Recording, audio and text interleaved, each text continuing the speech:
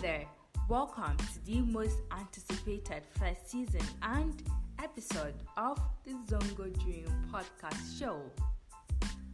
My name is Hajara Twaiba, and together with the rest of the team, we bring to you the history of the Zongos with some facts in this episode. As the name goes, this podcast is put together to contribute to the social and economic development of Ghana's underserved Muslim communities. On that note, are you ready to get started with me? Because really this journey is going to be an interesting one. To start with, one may ask, what is the Zongo community? So Zongo communities are towns predominantly occupied by Muslims from the northern part of Ghana and migrants from the West African Sahel regions. Say Nigeria, say Niger, say Mali, just to mention a few. Now, according to research data available, there's said to be 300 identifiable Zongo communities in all 16 regions of Ghana, and this is awesome. Moving ahead with the facts, there are two outstanding and very important facts about Zongo community. One is a shared religious belief.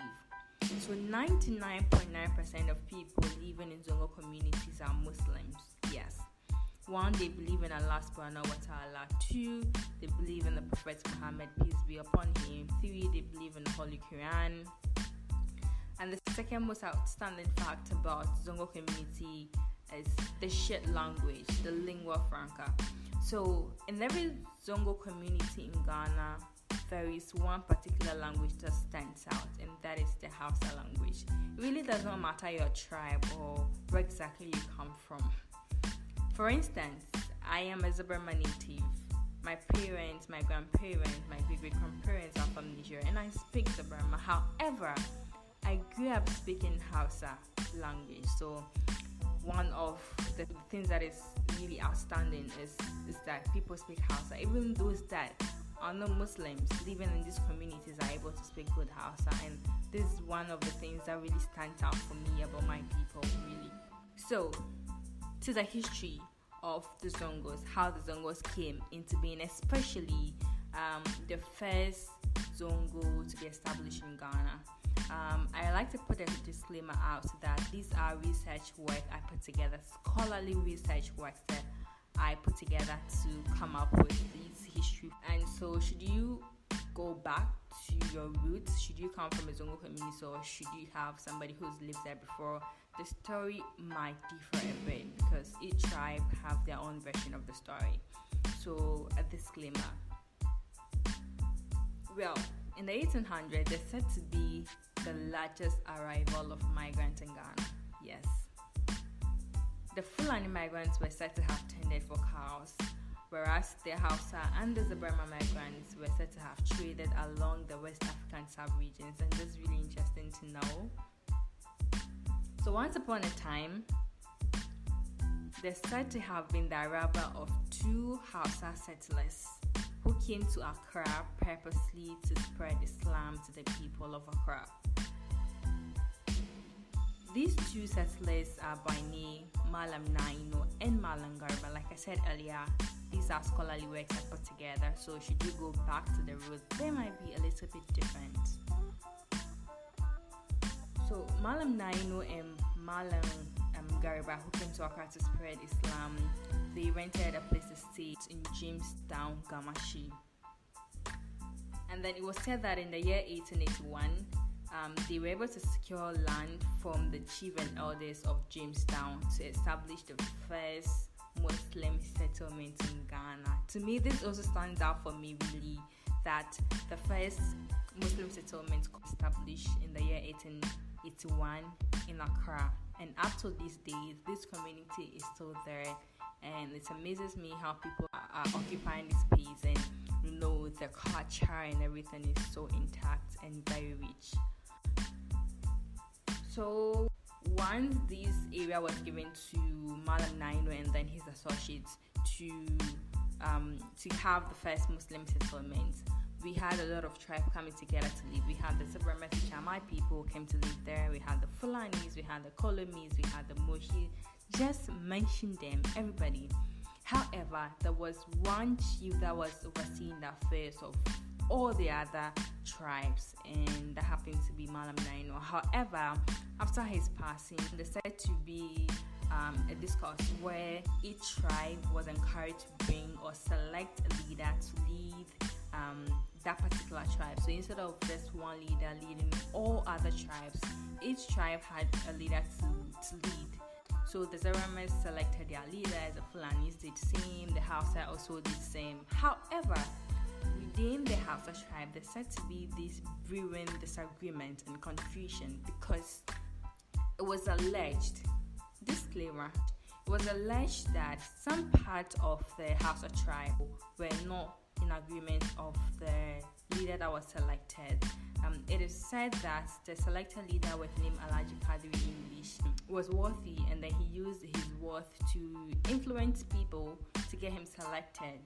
So a part of that tribe were not in support of the man, and they just wanted him off, It was also said that because of this brewing confusion, the traditional leaders and the chiefs of Jamestown relocated these aggrieved Hausa people to a few miles away from the first Muslim settlements called the Zongo. The leader for the aggrieved Muslim was said to be the son of Malam Naino, who died, like I told you, rewinding back, who happens to be Malam Bako, named the new place Sabon Zongo. And Sabon Zongo is really said to be the first properly demarcated Zongo community. So in this story, we learned two things, right? We learned that the first Muslim settlement, Zongo Lane, was established in Accra, the year 1881, and then also the first properly demarcated, which means that the first Muslim community was not properly demarcated one way or the other, and there were different leaders. So at this one, we had two Zongos. We had Zongo Lane, and then we had Sabon Zongo. And Sabon Zongo was being led by Malam Bako, like I said. I know there might be questions like, if there are migrants in these communities, are these migrants still alive? Well, definitely not, right? Because it's been a while.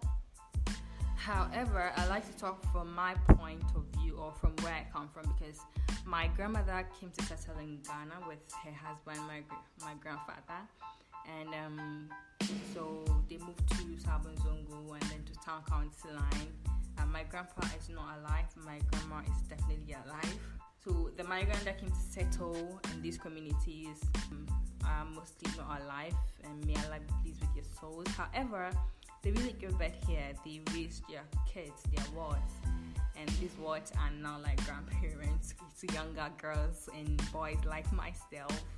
I like to read some research article I found online. This research work was put together by an anthropologist with name Anne, and then she said she observed something. She observed that people who are unfamiliar with Zongo communities consider Zongo communities as breeding grounds for trouble. And in popular discourse, Zongos are often negatively termed as slums and hubs for criminals and lazy people. However, she also observed that the residents from Zongo communities have found alternative ways to improve upon their livelihoods amid all the challenges they may be facing. So, well, we are not saying there are no challenges in Zongo communities. Of course there are. That's why it happens to be one of Ghana's underserved communities.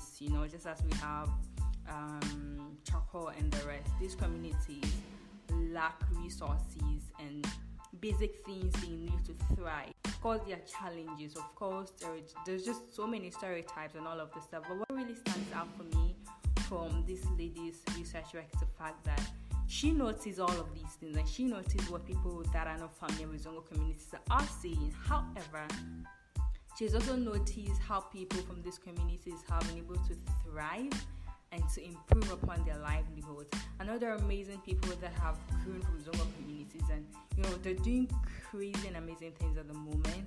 And this podcast also is here to break the bias and also to educate people about Zongo communities really. So you can definitely feel free to share with me some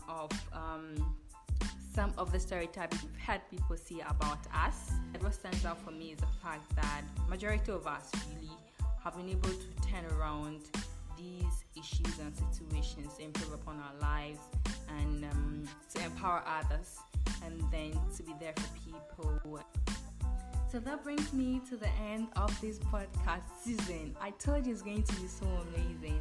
Thank you so much for sticking with me and the rest of the team. Please share this podcast link to your friends and family so know that this podcast is not just made for Muslims only, but Christians and all other religions as well. And what's really important is that this podcast is able to meet a primary goal of contributing to social and economic development of Ghana's underserved Muslim communities. I really hope you learned something from today's season. Catch you same time next 2 weeks. Also follow our podcast channel on Instagram at Zongo Dream Podcast, on YouTube at Zongo Dream Podcast, on Spreaker at Zongo Dream Podcast, on Anchor at Zongo Dream Podcast, and other podcast channels, Have a wonderful evening, guys, and remember how awesome you are. Thank you so much. My name is Hajarat Wayuba, your host for this amazing podcast show. If you want to connect with me, follow me on Instagram at Hajia_AY and Facebook as Hajia_AY. And yes, let's connect and let's get to know each other and let's keep being amazing.